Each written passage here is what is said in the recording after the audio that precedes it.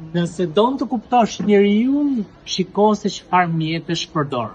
Ky është një mjet që po ndryshon rrënjësisht jetën e secilit prej nesh dhe kush më mirë se Alexander Barrico në librin The Game, Loja e shpjegon këtë. Duke nisur që nga shpikja videogameve në vitet 70, që nga interneti, që nga personal computer për të ardhur pastaj në vitet 90 në Amazon, Google dhe deri në ditët tona me inteligjencën artificiale. Ky libër flet për kulturën e internetit dhe teknologjisë. Flet për atë që quhet njeriu i ri. Dhe nëse don të kuptosh se çfarë po ndodh sot në botën reale dhe në tranzicionin e sapo nisur të botës virtuale, apo siç e thot me të drejtë Barrico, përtej bota, ky është një libër që besoj do të mësoj shumë gjëra. Dhe përtej botë është një rrugë që sa ka nisur dhe ka shumë gjëra për të mësuar secili prej nesh. Jemi në një lojë të madhe ku secili prej nesh është i ftuar ta luajë.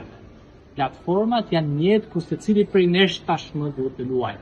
Dhe mos mendoni se e vërteta reale është ashtu siç e mësuar ne ta kuptojmë. Por është një post e vërtet në një botë virtuale. Ky libër do t'ju mësoj secili prej jush se çfarë po ndodh nga bota në përtej botë, nga bota reale në botën virtuale.